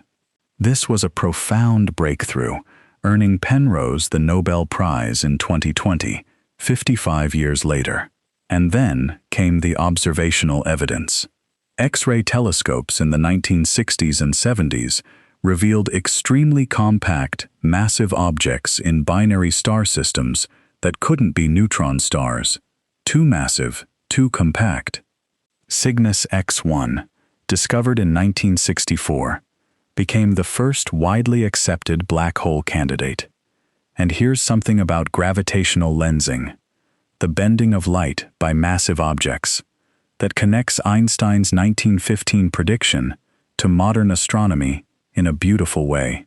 Einstein himself calculated in 1936 that if a massive object lined up almost perfectly between a distant light source and an observer on Earth, the gravity of the intervening object would bend the light from the source into a ring, a circle of light surrounding the foreground object. He called it an interesting mathematical curiosity, but doubted it would ever be observed. The alignment would have to be too perfect, the ring too small to resolve. He was wrong about that, as it turns out. In 1988, an almost complete Einstein ring was observed for the first time. Since then, hundreds have been found. And gravitational lensing has become far more than a curiosity. It's now one of the most powerful tools in observational astronomy. Galaxy clusters, containing hundreds or thousands of galaxies, act as enormous cosmic magnifying glasses, bending and amplifying the light of much more distant galaxies behind them. This allows astronomers to study galaxies that would otherwise be far too faint to see, effectively using the mass of the universe itself as a telescope. Even more remarkably, gravitational lensing is one of the primary ways we map the distribution of dark matter in the universe. Because dark matter doesn't emit or absorb light, you can't see it directly. But it has mass, and mass bends light. So by carefully analyzing how the images of distant galaxies are distorted as their light passes through foreground galaxy clusters, astronomers can work out exactly where the dark matter is. They can literally make maps of invisible matter using the curvature of spacetime. Einstein's prediction of light bending, confirmed by Eddington's eclipse expedition in 1919, has become a standard tool for studying the most mysterious substance in the cosmos. There's another prediction of general relativity worth mentioning, because it has been beautifully confirmed in one of the most dramatic space missions ever flown.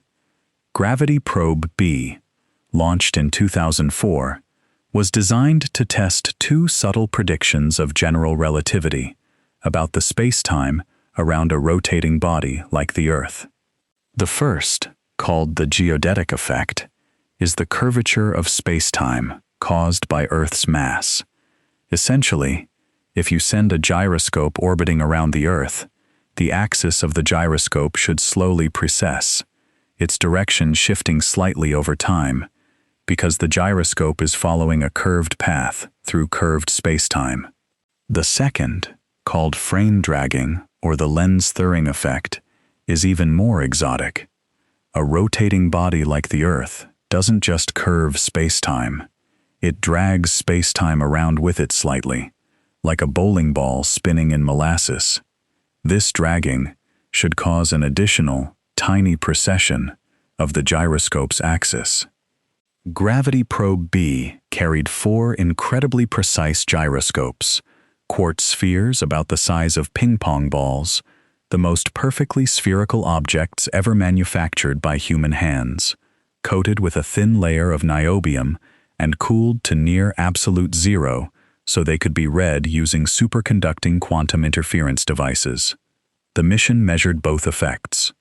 The geodetic precession matched Einstein's prediction to better than 1%. The frame dragging effect was smaller and harder to measure. The spacecraft encountered unexpected systematic errors that complicated the analysis. but the final results, published in 2011, confirmed Einstein's prediction to within about 19%. Not as clean as the geodetic measurement, but still a confirmation of an effect that would have been utterly unimaginable before general relativity. Space itself being dragged around by a spinning planet. And we measured it. And then the observations became truly spectacular. In September 2015, almost exactly a century after Einstein completed general relativity, the LIGO observatory detected gravitational waves for the first time. This deserves a moment, because the engineering involved is almost beyond belief. LIGO, the Laser Interferometer Gravitational Wave Observatory, consists of two enormous L-shaped detectors, one in Hanford, Washington, and one in Livingston, Louisiana, separated by nearly 3,000 kilometers. Each arm of each detector is 4 kilometers long. A laser beam is split and sent down both arms, bounces off mirrors at the far ends, and recombines. The principle is essentially the same as Michelson's interferometer from 1887. The same basic idea, scaled up unimaginably. If a gravitational wave passes through, it stretches one arm and compresses the other by a tiny amount, changing the interference pattern. But here's the thing about that tiny amount. The stretching LIGO needed to detect was about 1/10,000th the diameter of a proton. 1/10,000th. A proton is already about a femtometer, a millionth of a billionth of a meter. LIGO needed to measure a change, a 10,000 times smaller than that, across a 4-kilometer arm. This is a measurement precision of roughly 1 part in 10 to the 21st power. It's like measuring the distance from Earth to the nearest star and being accurate to the width of a human hair. To achieve this, the LIGO team had to isolate their mirrors from every possible source of vibration. Seismic activity, passing trucks, ocean waves hitting distant shores, even the quantum fluctuations of the laser light itself. The mirrors are suspended on multi-stage pendulum systems. The laser light is stabilized to extraordinary precision. The vacuum tubes enclosing the laser beams are among the largest high-vacuum systems on Earth. The signal they detected on September 14, 2015, came from 2 black holes, each about 30 times the mass of the Sun, spiraling into each other and merging roughly 1.3 billion light-years away. The event had happened more than 1 billion years ago. The gravitational wave, a ripple in the fabric of space-time itself, had been traveling through the universe ever since, stretching and compressing space as it went, until it finally washed over Earth and made LIGO's 4-kilometer arms vibrate by less than 1,000th of a proton's width. And they caught it. The signal lasted about 0.2 of a second and swept upward in frequency, what physicists call a chirp. If you convert the gravitational wave signal into sound, it sounds like a rising whoop. And the waveform, the precise shape of the signal as it evolved over time, matched the predictions of general relativity with stunning accuracy. A theory finalized on a chalkboard in Berlin in 1915, tested under the most extreme conditions imaginable, 2 black holes colliding at half the speed of light, and it passed perfectly. Kip Thorne, Rainer Weiss, and Barry Barish shared the 2017 Nobel Prize in Physics for the detection.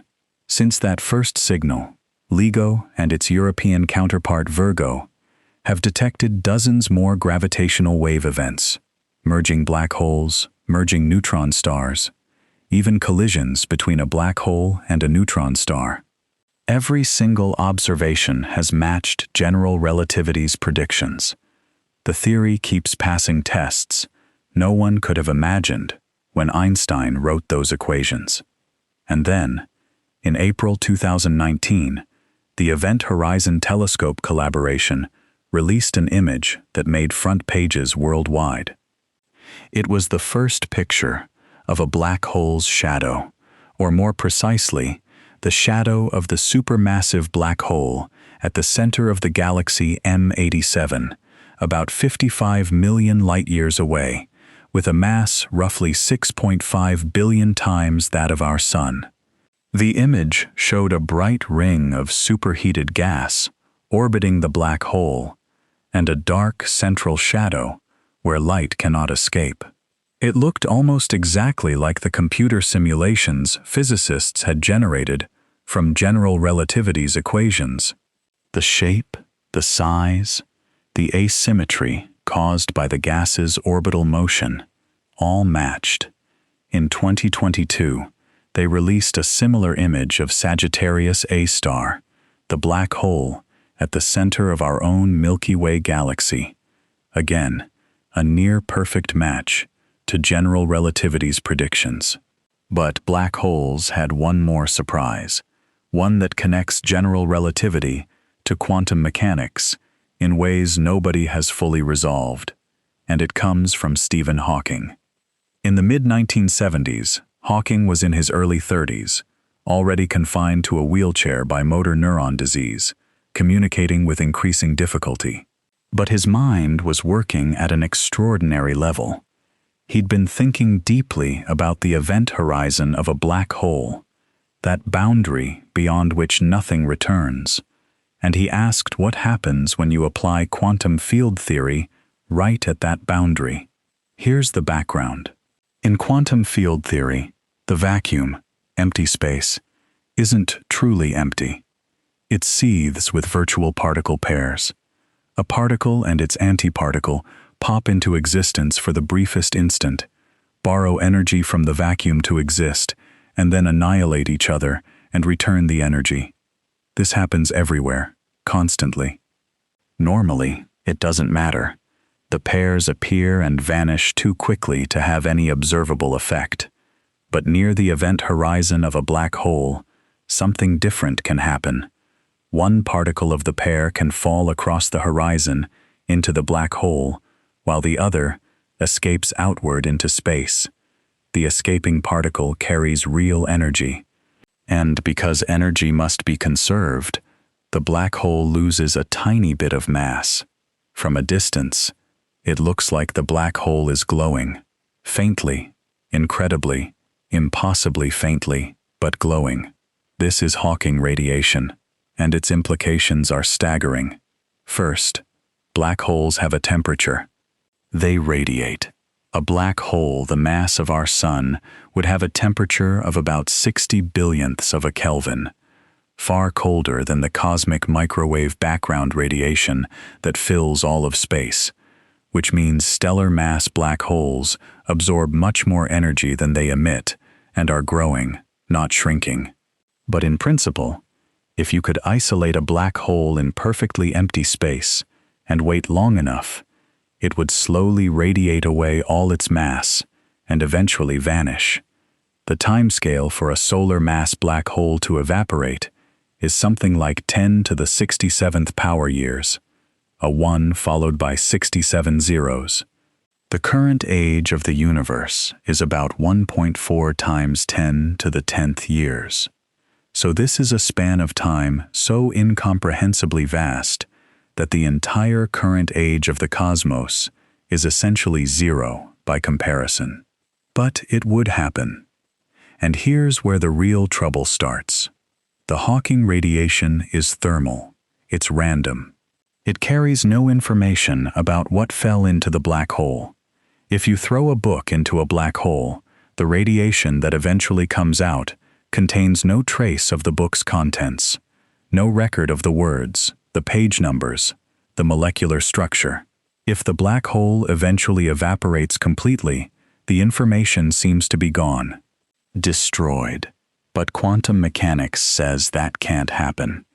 One of the deepest principles of quantum theory, called unitarity, says that information is always conserved. You can scramble it. You can spread it out. You can make it practically impossible to recover, but you cannot destroy it. The quantum state of a system at any time contains, in principle, enough information to reconstruct the state at any other time. The universe, according to quantum mechanics, keeps perfect books. So general relativity, through black holes and Hawking radiation, appears to say information can be destroyed. Quantum mechanics says absolutely not. Something has to give. This is the black hole information paradox, and it remains one of the deepest unsolved problems in all of theoretical physics. Hawking himself, for decades, sided with general relativity. He argued that black holes really do destroy information, and that quantum mechanics would need to be modified. Most other physicists disagreed, particularly those working in string theory and quantum information. In 2004, Hawking famously conceded a bet he'd made with Caltech physicist John Preskill, acknowledging that information is probably preserved after all. But neither he nor anyone else has fully explained how. The most promising approach involves the holographic principle, the extraordinary idea developed by Gerard Hooft and Leonard Susskind in the 1990s, that all the information contained in a volume of space can be described by a theory living on the boundary of that space, the way a hologram encodes a three-dimensional image on a two-dimensional surface. Applied to black holes, this suggests that the information about everything that falls in is somehow encoded on the event horizon itself, the two-dimensional surface of the black hole, not its three-dimensional interior. And some physicists have extended this idea even further, suggesting that our entire three-dimensional reality might be, in some deep sense, a projection from a distant two-dimensional surface. That spacetime itself might be emergent, arising from quantum information rather than being fundamental. This is speculative. This is the frontier. But it gives you a sense of where Einstein's 1915 equations have taken us, from the orbit of Mercury to the holographic structure of reality. And this connects to the great unfinished business of physics, the search for a theory of quantum gravity.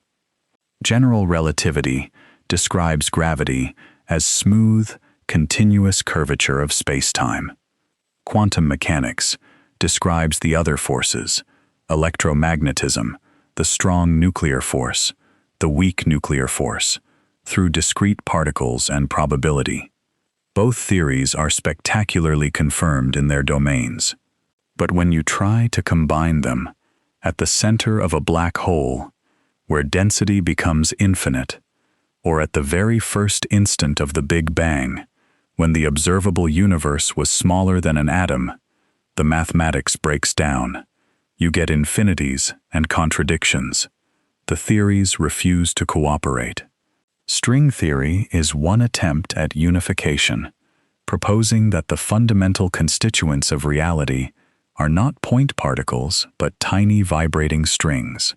Loop quantum gravity is another, proposing that spacetime itself has a discrete, granular structure at the smallest scales.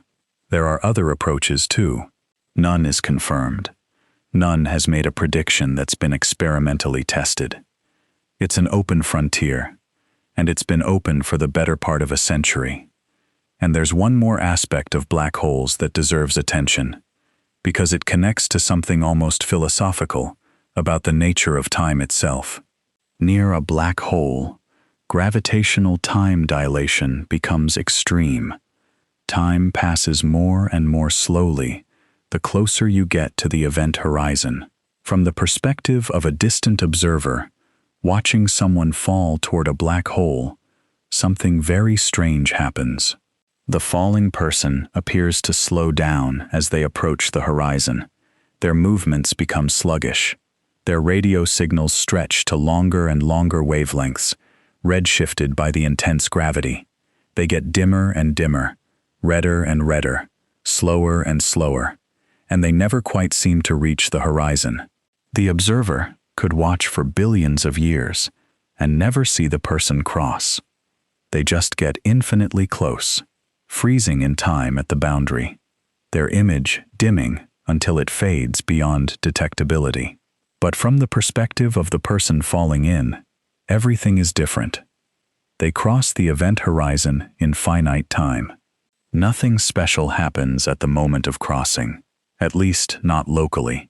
If the black hole is massive enough, the tidal forces at the horizon can be negligible, and you might not even notice the moment you pass the point of no return. But once inside, your future, all possible futures, lead to the singularity. Just as outside a black hole you are inevitably carried forward in time, inside a black hole you are inevitably carried toward the singularity. It's not a place in space that you can avoid, like a wall you could steer around. It's a moment in your future, as unavoidable as tomorrow. This highlights something profound about general relativity that's easy to miss. In Einstein's theory, the distinction between space and time is not fixed. It depends on the geometry. Inside a black hole, the roles of space and time essentially swap for the radial direction. Moving inward toward the singularity isn't like moving through space anymore. It's like moving forward in time. You can no more avoid the singularity than you can avoid next Tuesday. The geometry of spacetime inside the event horizon is that different from what we're used to. It's one of the most alien environments that the equations describe, and it's all a direct consequence of that compact little equation Einstein wrote down in November 1915. Now, does a singularity, a point of literally infinite density, where the curvature of spacetime becomes infinite, does that actually exist in nature? Most physicists today suspect it doesn't. They suspect the singularity is a signal that general relativity has reached its limits, that at those extreme conditions, quantum effects become important, and that a proper theory of quantum gravity would replace the singularity with something less extreme but still unknown. The singularity is probably not a feature of reality, but a feature of our incomplete understanding. It's a flag planted by the equations that says, something else is happening here that we don't yet have the tools to describe. And that's a kind of honesty that's characteristic of good physics. The theory tells you where it breaks down. It doesn't hide its limitations. It highlights them. General relativity doesn't just describe the curvature of spacetime around stars and planets and black holes. It also tells you, very precisely, exactly where its description fails and where the next theory will need to take over. But let's step back from the frontier for a moment and appreciate something more immediate, because general relativity isn't just an abstract theory debated by physicists in seminar rooms. It's engineering, it's infrastructure, it's running in your pocket right now. The GPS system in your phone depends on atomic clocks aboard satellites orbiting about 20,000 kilometers above the Earth. Each satellite continuously broadcasts a signal that says, in essence, I'm satellite number such and such, and the time right now is this. Your phone picks up signals from multiple satellites, and because it knows when each signal was sent and how fast light travels, it calculates the distance to each satellite and triangulates your position. But for this to work, the timing has to be extraordinarily precise.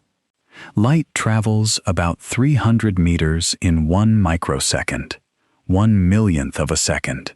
So a timing error of even 1 microsecond translates to a position error of 300 meters. The clocks need to be accurate to within nanoseconds, billionths of a second. And here's where both flavors of relativity become essential. Special relativity. The satellites are moving at about 14,000 kilometers per hour relative to the ground, which means their clocks tick slightly slower, about 7 microseconds per day slower than ground clocks. General relativity. The satellites are higher up in Earth's gravitational field, where gravity is weaker, so their clocks tick slightly faster, about 45 microseconds per day faster than ground clocks. The two effects partially cancel, but the gravitational effect dominates. The net result is that satellite clocks gain about 38 microseconds per day relative to clocks on the ground. Without correcting for this, GPS positions would drift by about 10 kilometers per day. Your Maps app would be useless within an hour. Every GPS satellite has its clock rate deliberately adjusted before launch to compensate for both relativistic effects. Einstein's theories, special and general, are baked into the firmware. Every time you navigate to a restaurant, every time a plane lands using GPS guidance, every time a farmer uses precision agriculture, every time a delivery drone finds its way, you're relying on the theory of relativity being correct. It is. To many, many decimal places. There's something deeply satisfying about that, if you step back and think about it. A theory born from thought experiments about trains and lightning bolts, developed by a patent clerk who couldn't get an academic job, refined through a decade of mathematical agony, confirmed by an eclipse expedition partly organized to keep an astronomer out of prison. That theory now guides billions of people to their destinations every day. The most abstract ideas about the nature of space and time filter down, eventually, into the technology you carry in your pocket. And that's not the only way general relativity touches daily life. Gravitational lensing, the bending of light by massive objects, predicted by Einstein and confirmed by Eddington, is now a standard tool in astronomy. Astronomers use the gravitational lensing of galaxy clusters to study the distribution of dark matter, to see distant galaxies that would otherwise be too faint to detect, even to measure the expansion rate of the universe. What started as a dramatic prediction tested during an eclipse has become a workhorse technique in observational cosmology. And those gravitational waves that LIGO detected, they've opened an entirely new window on the universe. Before LIGO, everything we knew about the cosmos came from electromagnetic radiation. Light, radio waves, X-rays, infrared. Gravitational wave astronomy lets us observe events that produce little or no light. Black hole mergers, the earliest moments of neutron-star collisions, potentially even echoes from the Big Bang itself. It's like developing a new sense organ for the universe. So here's the arc of this whole story, if you step back and look at it. It started with something so simple that a child could understand it. You can't feel constant motion. Galileo noticed it. Newton built on it. Maxwell created a tension with it. Michelson and Morley tried to resolve the tension and found nothing. Lorentz and Fitzgerald patched the old theory. And then Einstein, a 26-year-old patent clerk in Bern, working in his spare time, with no laboratory and no academic position, saw what everyone else had missed. The speed of light isn't the problem. Time is. Space is. They're not what we thought.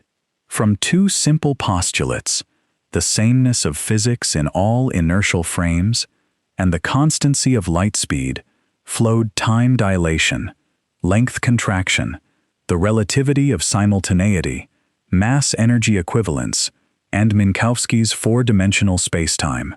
And from the equivalence principle, the simple observation that gravity and acceleration feel the same, flowed the curvature of spacetime, the field equations, the bending of starlight, the precession of Mercury, the expansion of the universe, the cosmological constant, black holes, gravitational waves, Hawking radiation, and the deepest questions about information, holography, and the quantum structure of space and time that physicists are still wrestling with today.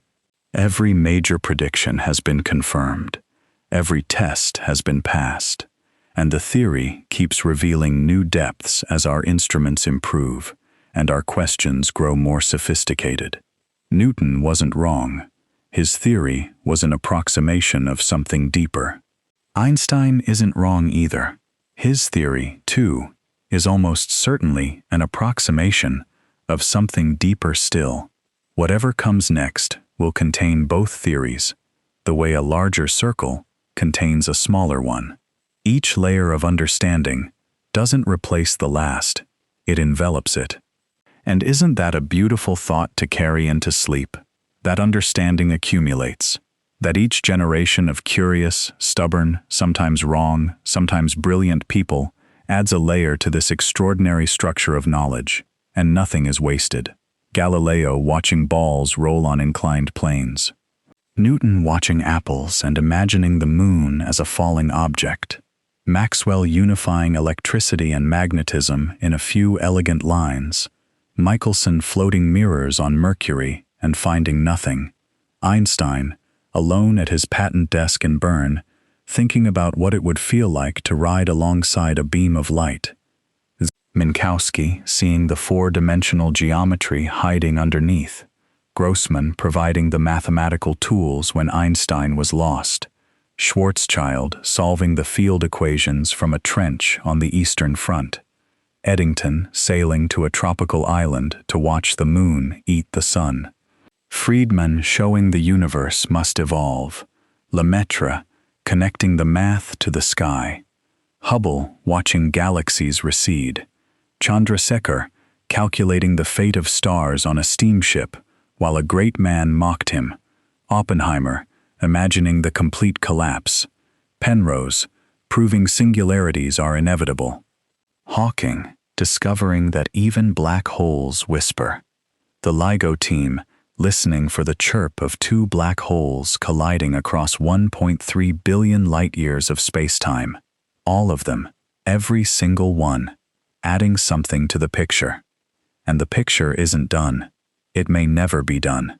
But it's extraordinary how much we can see, and how much of it traces back to a simple, almost childlike question asked by a teenager in northern Italy around 1895. What would it look like to ride alongside a beam of light? The answer turned out to reshape everything. Space isn't fixed. Time isn't universal. Gravity isn't a force. It's the shape of the world. And mass and energy are two names for the same thing, locked together by the most famous equation ever written. You're lying in that curved space-time right now. The Earth's mass is dimpling the fabric beneath you, bending time ever so slightly, making your feet age a few billionths of a second slower than your head over the course of your lifetime. The light from whatever you were looking at earlier tonight was traveling at exactly 299,792 kilometers per second, the same speed it would travel for any observer, anywhere in the universe, the same speed Maxwell calculated from his equations, and Einstein elevated to a law of nature. The GPS satellites overhead are ticking 38 microseconds fast each day, corrected by software that wouldn't work if general relativity weren't true. It's all happening, quietly, effortlessly, the way it's been happening since long before anyone was around to wonder about it. The universe figured out its geometry about 13.8 billion years before Einstein wrote it down. We're just the part of the universe that finally noticed.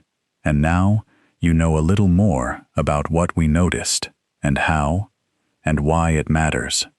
You know that a teenager's daydream about chasing a light beam grew into a theory that predicted the expansion of the cosmos, the existence of black holes, the rippling of space-time, and the accelerating push of dark energy, all confirmed, one by one, over a century of ever more precise measurements. You know that space curves, time bends, and your phone uses both facts to find you a coffee shop. And you know that somewhere beyond what Einstein gave us, there's something deeper still, a theory of quantum gravity that will contain everything we've talked about tonight as a special case, the way Einstein's theory contains Newton's, the way Newton's contains Galileo's. That's a good thought to carry into sleep, the knowledge that the world is far stranger and more beautiful than it appears, that space and time are woven together into something richer than either one alone, that gravity is geometry, and geometry is everywhere. And that understanding it, even a little bit, even half asleep, even as the ideas blur and the names fade, that's one of the finest things a human mind can do. So let the equations settle. Let the thought experiments dissolve. Let your breathing slow and the weight of the day lift away. The same curved spacetime that holds the planets in their orbits is holding you right where you are, bending time by the tiniest fraction, too small to notice, too real to deny. It's all real, it's all here, and it's all, in its own quiet, geometric, unhurried way, quite wonderful. Rest well,